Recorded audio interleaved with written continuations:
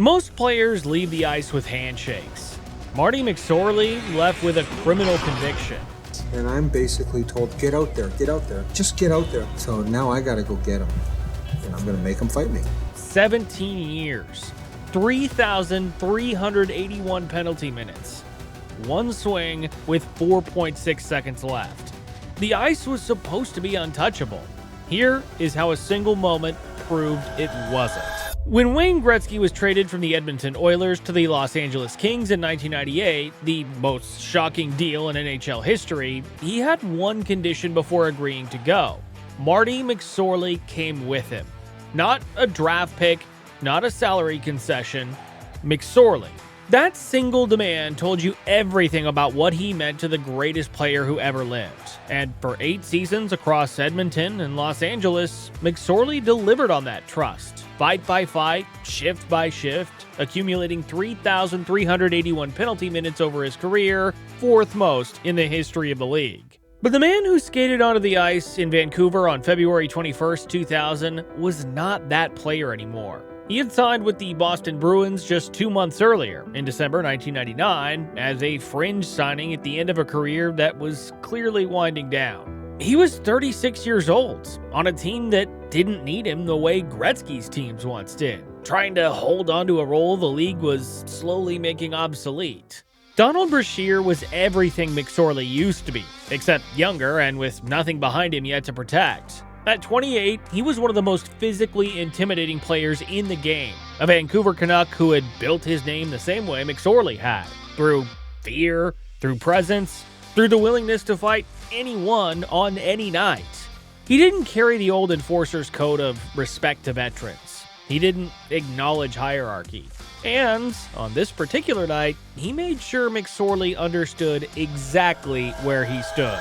Their first fight went decisively to Brashear. He controlled it, landed his punches, and when it was over, he didn't simply skate to the penalty box. He turned to the crowd, dusted his hands off in a gesture of total dismissal, and flexed toward the Bruins bench in front of 18,000 people. He's flexing and challenging our bench. Now, as a tough guy, that's not acceptable. Later in the game, Brashear collided with Bruins goaltender Byron Dafoe, injuring his knee badly enough that Dafoe was carried off on a stretcher. McSorley believed that the collision was no accident, and the Bruins bench believed it too. With under a minute left in the game, Boston was losing 5-2, and coach Pat Burns sent McSorley over the boards with a purpose that had nothing to do with the scoreboard. McSorley went straight for Brashear and asked for a second fight, the enforcer's code, a chance to settle it properly. Brashear refused. He didn't engage, didn't acknowledge the challenge, didn't even slow down.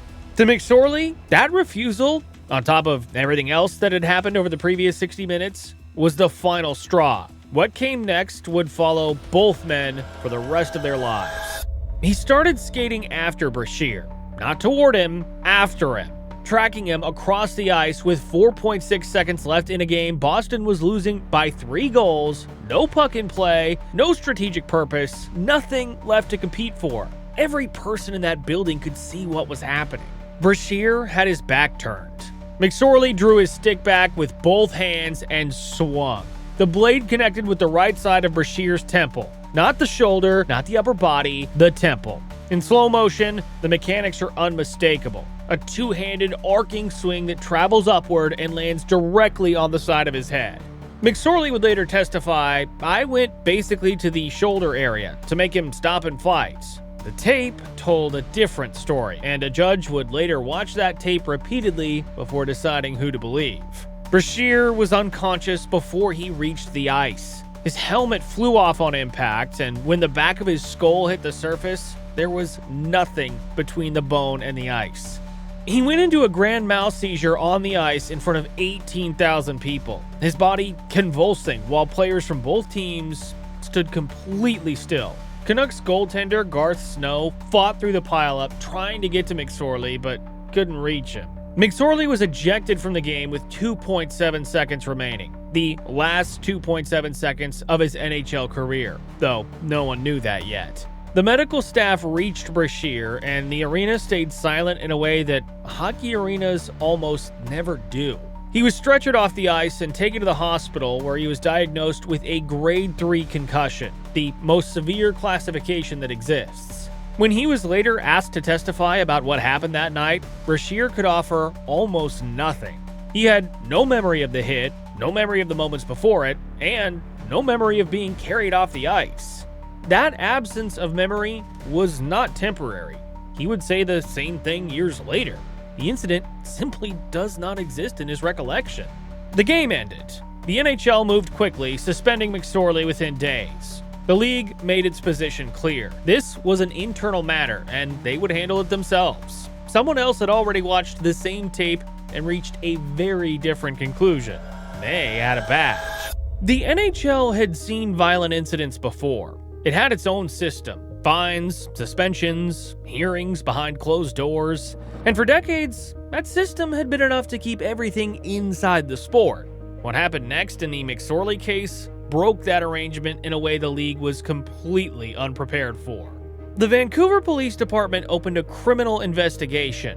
Not a complaint, not an inquiry, a full investigation with the explicit intention of filing charges. The NHL responded by making its position clear. This was a league matter, and the league would handle it. Remarkably, the Vancouver Canucks, Brashear's own team, the organization whose player had been stretchered off the ice, also opposed the prosecution. Both the league and the Canucks wanted this kept inside hockey's walls. The police didn't care. For the first time in the modern era of professional hockey, law enforcement refused to deter the league, and there was nothing the NHL could do about it. Overnight, the story left the sports pages entirely. Legal commentators were being asked to analyze hockey. Constitutional questions about consent and violence in professional sport were being debated on national television. The central issue wasn't whether McSorley had swung his stick. Everyone had seen that on tape. It was whether a criminal court had any business ruling on something that had happened during an NHL game. That question had no clear answer, and the uncertainty made the story impossible to ignore. Brashear was clear about where he stood. He wanted charges pressed, and made no attempt to distance himself from the process. What had been done to him, he maintained, went beyond anything the sport could be expected to absorb internally. McSorley's camp had one argument. The stick was aimed at the shoulder, not the head. His legal team began assembling a defense that would challenge the very idea that what happened on the ice could be judged in a criminal court. Following the police investigation, the charge was formally filed: assault with a weapon under the Canadian Criminal Code. Not a fine, not a suspension hearing. A criminal charge carrying a maximum penalty of 18 months in prison. The hockey stick, the most basic piece of equipment in the sport, had been classified as a weapon in a court of law. The trial forced one question that nobody in professional hockey had ever been required to answer out loud.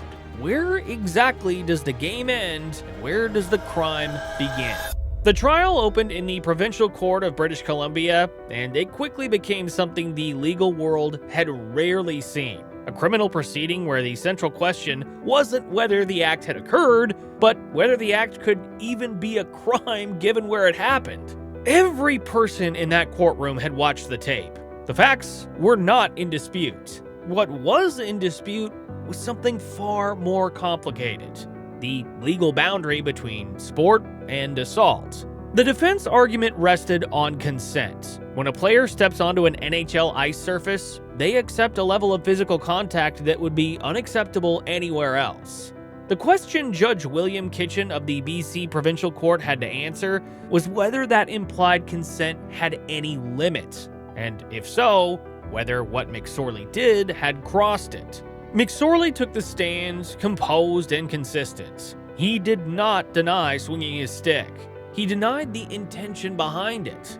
"Yes, I meant to slash him," he said publicly. "Did I mean to hurt him with my stick? No." That's not what I had intended to do. Wayne Gretzky appeared as a character witness for the defense. The greatest player in the history of the sport, sitting in a criminal courtroom, vouching for the man who had spent 8 seasons protecting him. It was an extraordinary moment. It was not enough. Judge Kitchen watched the video footage, not once, repeatedly. in silence, frame by frame. He noted in his ruling that McSorley on the stand had appeared to be sincere and that his evidence overall had seemed reliable. Then he rejected McSorley's account of what the stick was aimed at entirely. The tape, he concluded, was unambiguous. The blade had not drifted upward from a shoulder target. It had been directed at the head. The distinction Kitchen drew was precise and important. A slash aimed at the shoulder to provoke a fight, he ruled, would have fallen under the unwritten norms of hockey. Rough, borderline, but within what players could be said to have accepted. A deliberate strike to the head, delivered from behind, with 4.6 seconds left in a game that had already been decided, fell completely outside any consent a player could give by stepping onto the ice. On October 6, 2000, Judge Kitchen delivered his verdict: guilty of assault with a weapon. The sentence was a conditional discharge, 18 months probation with one specific condition attached. McSorley could not participate in any game in which Donald Brashear was also playing. Under Canadian law, if he completed the probation without violation, the record would eventually be cleared. He would serve no prison time. Before closing, Kitchen addressed McSorley directly. "If this is the trial of Canadian hockey," he said, "the judge and jury is the Canadian public." And then, to the man standing before him, "You could use your influence to effect changes to the game. We need fewer penalties, not more." McSorley walked out of that courtroom without handcuffs, but everything he had built over 17 years was already gone. After the conviction, Bettman extended the suspension to 1 full calendar year, the longest suspension for an on-ice incident in NHL history at that point. His reasoning was stated plainly: "I simply cannot in good conscience justify imposing a suspension of less than 1 calendar year given the nature of the incident." The phone McSorley was waiting for never rang. No team called. No tryout was offered. A player whose name had once been Gretzky's only condition in the biggest trade in NHL history was now unemployable at 37, not because his body had given out, but because no organization was willing to absorb what came attached to his name. He had been suspended by the league 7 times before this night. Each of those times, he had come back. This time was different. Brashear returned to play before the end of that same season, and by the following year was back to full strength, appearing in 79 games. His NHL career continued for another decade. But what the ice couldn't take from him, the years after hockey eventually did. Following his retirement in 2010, Brashear's life came apart in ways that had nothing to do with McSorley's stick. Bad real estate investments wiped out his finances and drove his company into bankruptcy. He fell into substance dependency, alcohol, prescription misuse, and harder things, consuming at levels that were destroying him physically. In 2019, he was arrested on possession charges. The man who had been one of the most feared players in the NHL was working a drive-through window at a Tim Hortons in Quebec City, and the Canadian media treated it as a fall from grace worth publishing. Brashear saw it differently. He described his rock bottom in his own words: "I had nothing left. No money, no friends, no home, nothing. There was only me, living in darkness, and with a deep sense of shame." He eventually entered rehabilitation, rebuilt, and today works as an addiction counselor at Portage, Quebec, helping people in recovery navigate the same darkness he came through. The sport itself responded, gradually and imperfectly. Stick infractions were enforced more rigorously. Suspensions for head contact became longer and harder to appeal. The cultural acceptance of the enforcer, the idea that a roster spot could be justified purely by the willingness to fight, began a slow decline that has never reversed. 4 years later, the precedent McSorley's conviction had set was tested again. On March 8, 2004, Vancouver Canuck Todd Bertuzzi punched Colorado Avalanche forward Steve Moore from behind, drove his face into the ice, and broke his neck. When prosecutors in British Columbia announced criminal charges, they explicitly cited the McSorley case. Bertuzzi pleaded guilty to assault causing bodily harm and was sentenced to 1 year of probation and 80 hours of community service. Steve Moore never played another professional game. 2 incidents, 2 criminal convictions. one message that the sport could no longer ignore. The ice was not a lawless zone, and it never had been. McSorley still works in hockey as a TV analyst. As recently as 2024, he maintained he was aiming for the shoulder. Brashear, the man stretchered off that ice, now helps people rebuild their lives after addiction. One night, two men. Completely opposite directions. The case didn't just end a career, it permanently changed what the law was allowed to do inside a professional sports arena. If this case taught you anything, it's that the ice has never been as lawless as the league wanted you to believe. There is more where this came from. Subscribe to Skates and Scars, and we will keep pulling the threads.